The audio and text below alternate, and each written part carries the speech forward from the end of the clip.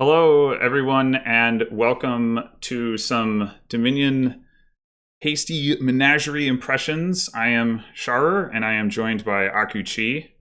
Hello there.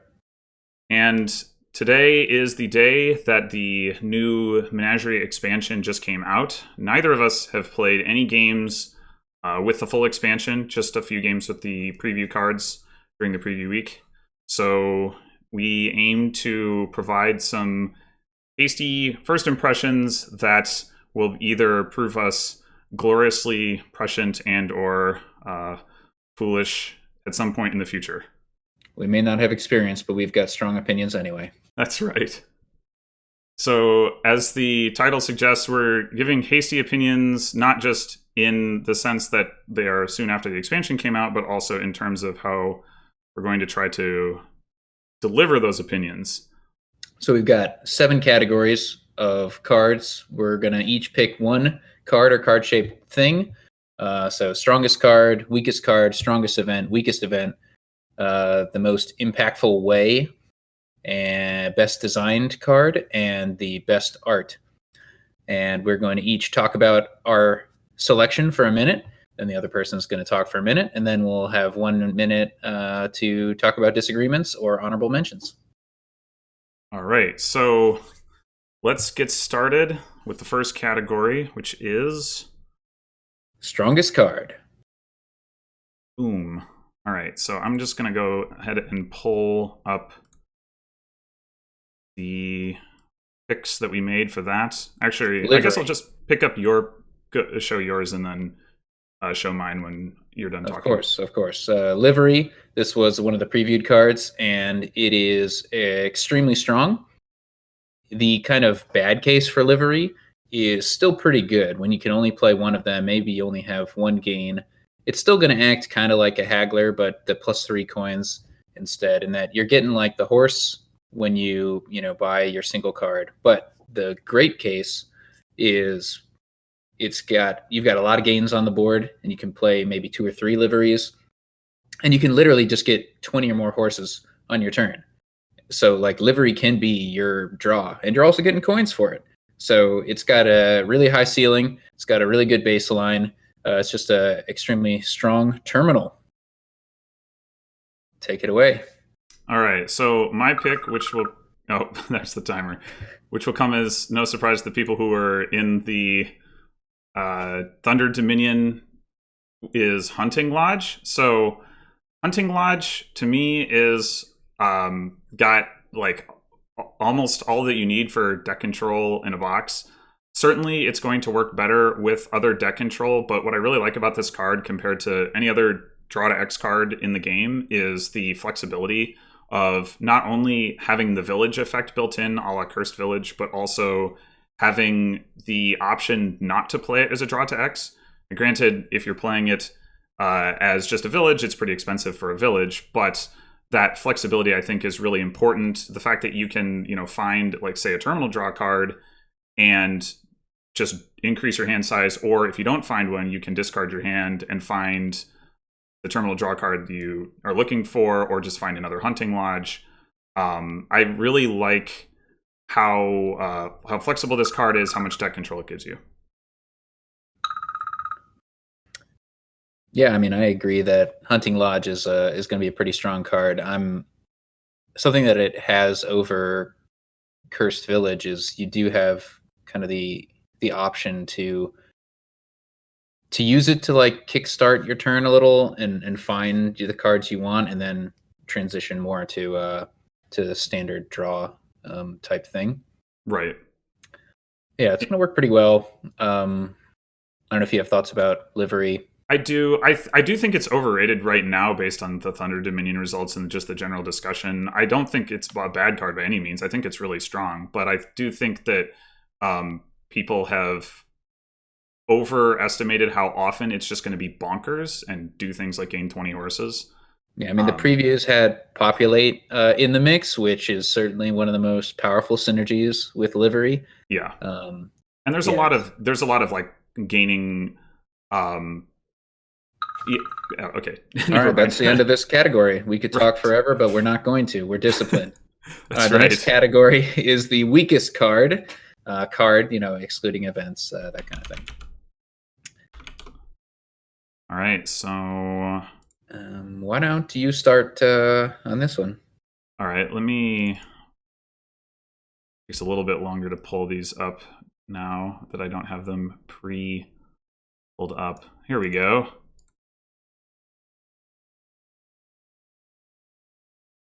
So yeah, my pick for weakest card is Camel Train, which seems to be a somewhat popular pick.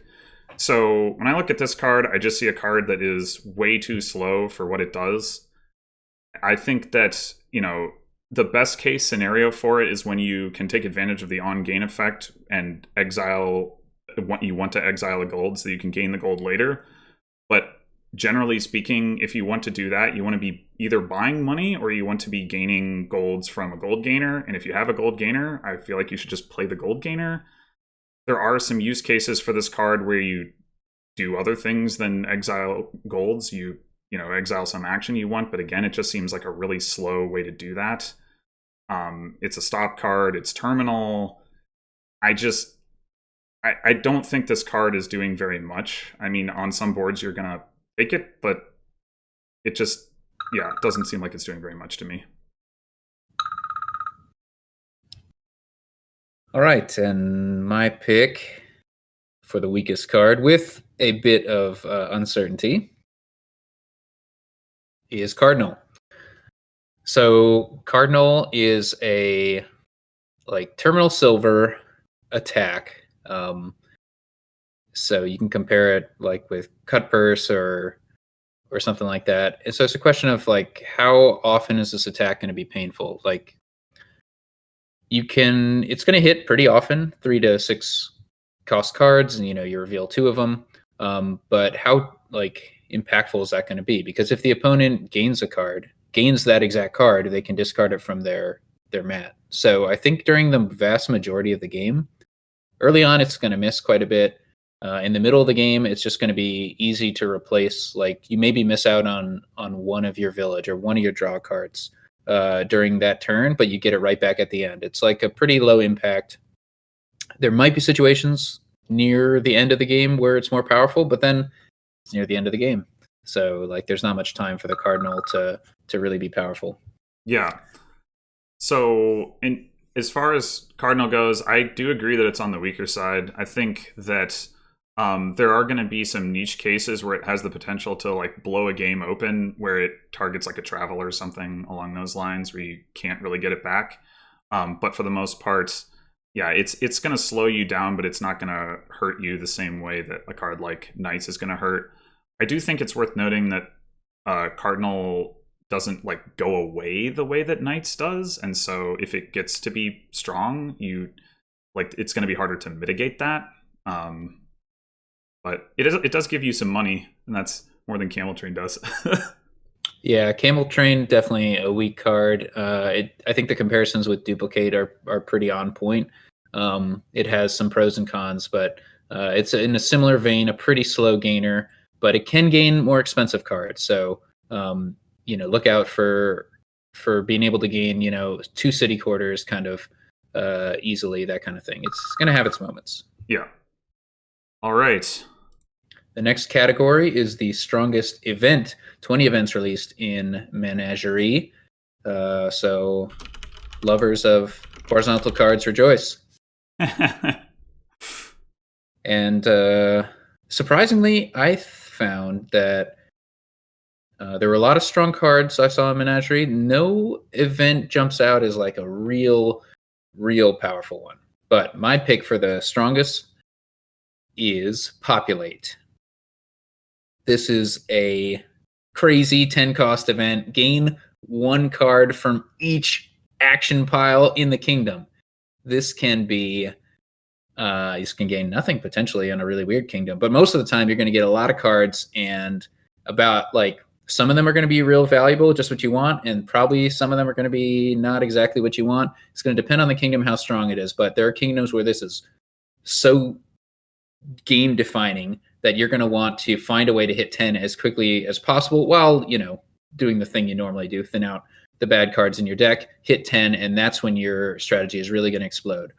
You're going to get some cards you don't necessarily want. If you have any trash for benefit, it's going to be like really handy to mess with those things. If there are some really powerful, expensive cards in the kingdom, like a kingdom I played, during the preview week, it's just outrageous how much value you get. All right, so my pick for strongest event is Seize the Day. I will admit up front that I can't really tell you at this point exactly how this is going to be powerful, because there's the fact that you can only do it once per game means that there's going to be a lot of decision making that goes into when to time it. Like, are you going to use it to accelerate yourself early? Are you going to use it to threaten a pile out late? Are you going to use it to like essentially double up on a really strong turn somewhere in the mid game?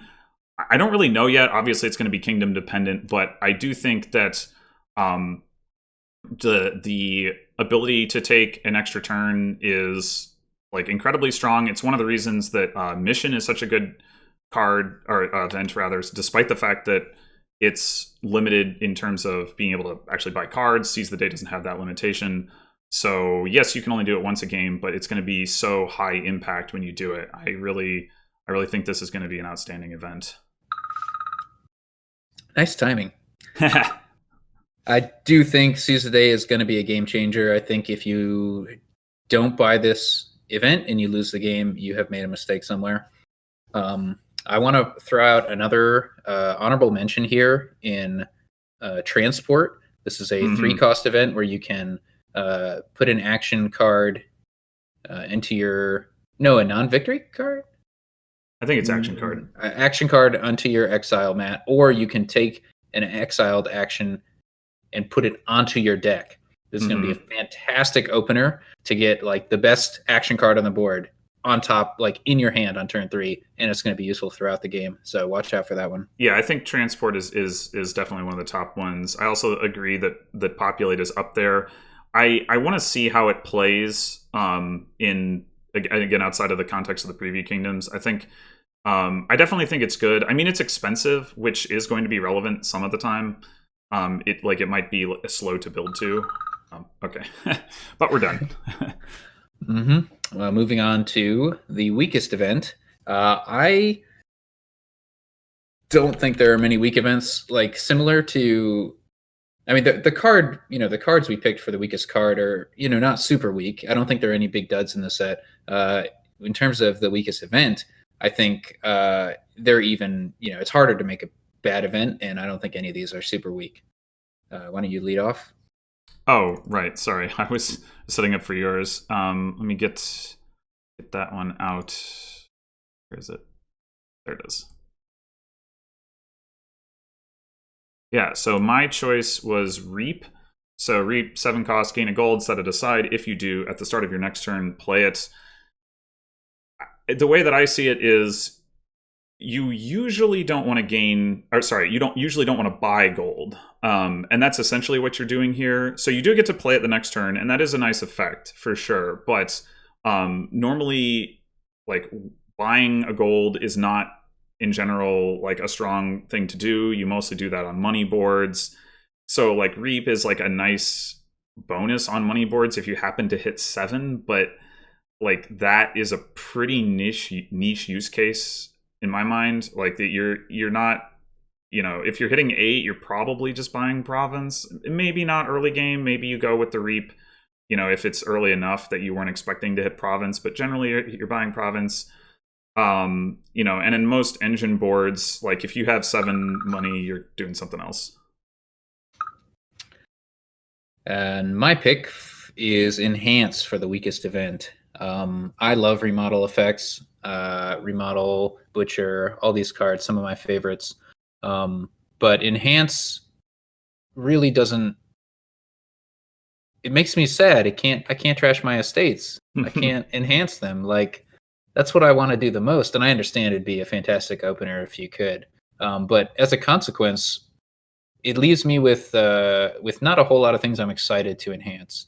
Yes, you can like enhance a curse into something, but like this doesn't refund your buy, so you have to spend a buy and 3 coins in order to do this remodel.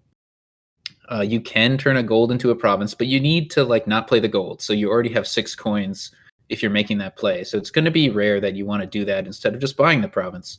I can see it come up for you have a trasher or a junker and it's run out of utility and it's later in the game, you can enhance it. But it doesn't really excite me as an effect. Yeah, I think that's completely fair. The exile cards in this set, I think, are more compelling ways to do what Enhance is doing in that kind of example. I do think that turning gold into province is the best use case for Enhance, and I think it's... I would maybe give it a little bit more credit for that than what you're giving it. But yeah, I do think the inability to trash estates is definitely a very frustrating limitation. I think this would be fair if it was...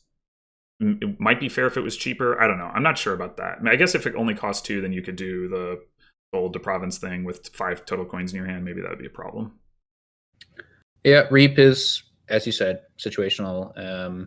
And pretty low impact, so I don't disagree there. I think an honorable mention here is, I forget the name, Ride.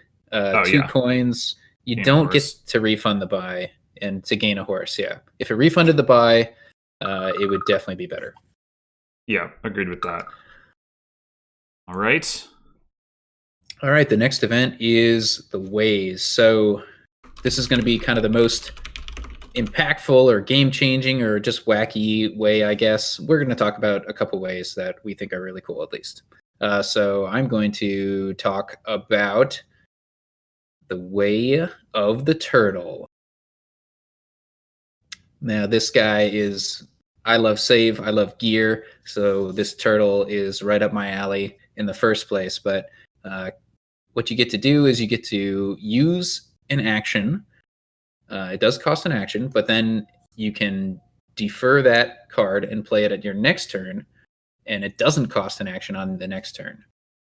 So there are a lot of cool like tricks you can pull with this. You can like set aside bridges or something to kind of have a mega turn. You can permanently just put ruins and set aside land and never play it. But I think the more generic use cases are just going to be, I want to have a little more reliability at the start of my next turn. So I just set aside just a cantrip, and boom, you're starting with 2 actions and 6 cards in your next hand.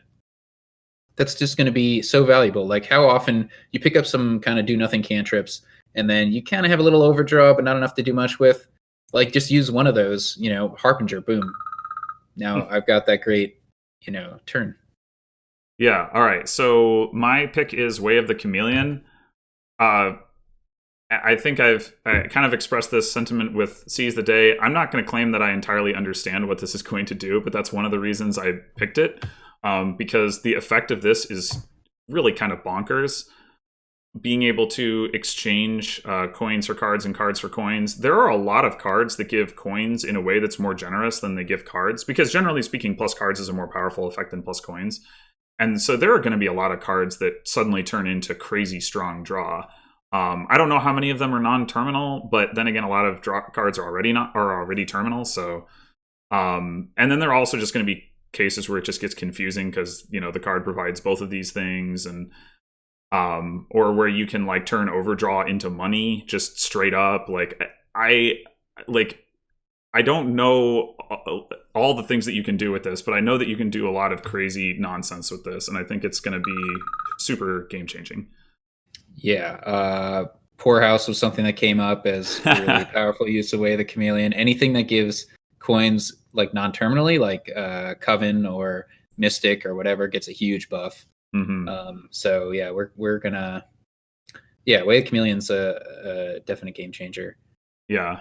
I feel like I have a little bit better of a grasp on Way of the Turtle. I do agree that it's very strong. I really like the idea of setting aside something basically permanently, whether it is a ruin or like a bridge, to be able to have a mega turn or something like that. I think is fantastic, like just from a fun perspective.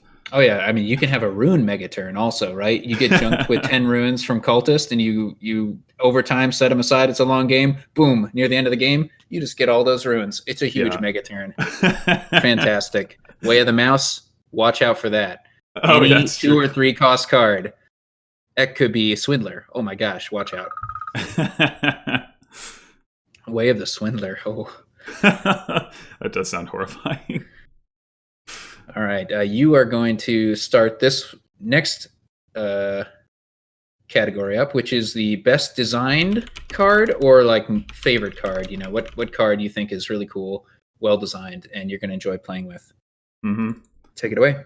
Yeah, so my pick for this was Scrap, which was one of the early previewed cards, and I said something along these lines when the card debuted, and it's certainly not the strongest card. In fact, it's been rated as being pretty weak, but I really like the flexibility of the card, and I like the fact that it's flexible in ways that are like that kind of scale, as opposed to a card like Pawn, where it's flexible, but it's limited enough that flexibility often doesn't mean a whole lot. Like here, if you have something like a gold gainer, well, actually, it's not flexible with gold. That's a bad example.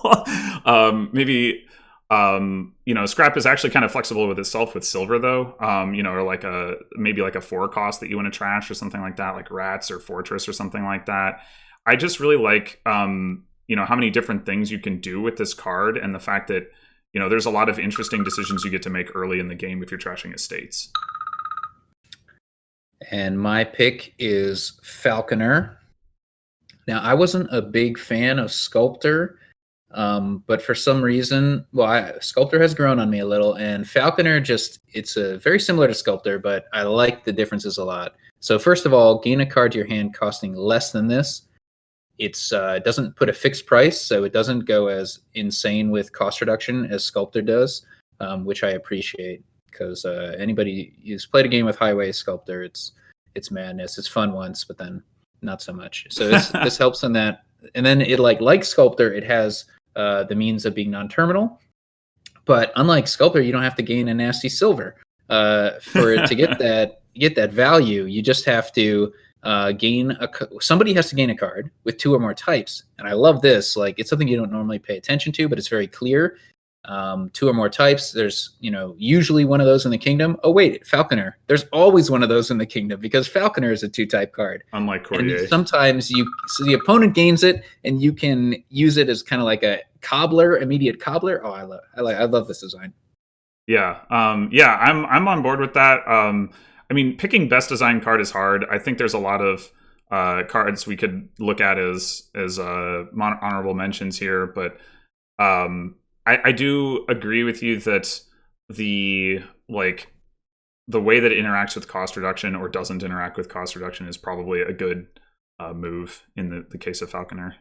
Yeah, I'd like to comment that there are multiple cards in this set that are reactions where you can play it when the condition entails. And I think Falconer is the least confusing of these because it doesn't draw cards. You play some games with Sheepdog and it gets like wacky. You're like playing a bunch of stuff and then you're like, depending on when you're doing that, is it like, can you actually do stuff after you draw? Like, it all depends. It could be on somebody else's turn and then you're just getting a huge hand size. And then it's like, oh, whoop, do they have a militia? Wait a second. And then or it could be like, it's your buy phase. And it's like, well, that was useless. I'm drawing these cards. Oh, no, I have a Horn of Plenty. Maybe it was worth it.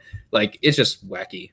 And Falconer, because it doesn't draw cards, it just gains a card. It's a really elegant use of playing it on somebody else's turn. Yeah. I didn't start the timer until later, so we have a little more time to talk about this. But I don't think we'll need all the time for the art category, which is coming up next. Yeah. Well, I think we can move on. Okay. So, let's see. All right. Best art, the JSH special. I think there's a lot of good way art. The one I picked out here, because it kind of makes me laugh in addition to being well drawn, is Way of the Rat. Also, it reads well. That's an important thing about Dominion art. I was looking at like Way of the Butterfly. That's a really beautiful piece of art, but it doesn't like pop. If you see it from a distance, it's just like pastoral view, colors, whatever. Way of the Rat is like, it's kind of monochrome-ish, but like that rat in the front with his mouth open, you notice that guy, and he's kind of cute and he's kind of terrifying at the same time. So I think it's just a charming piece of art. Yeah. And that's all I got. Okay. So my pick was Seize the Day, which I already picked once, I know, so apologies for lack of variety here. But I just really like this art, not only because I like the what it's depicting, but also the way that it's doing it. It's like a kind of a stylized view. You got something like way up in the foreground, and then also a lot going on in the background. The sort of tilted camera angle.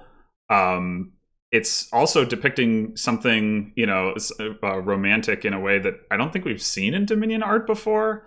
I do agree that purely in terms of like quality of depiction, a lot of the way art is probably like the best in the set, but we've seen some rumors of plagiarism on some of those things, so I don't know how much credit to give people for that, but this one seems pretty clearly, created from scratch, and I really like it.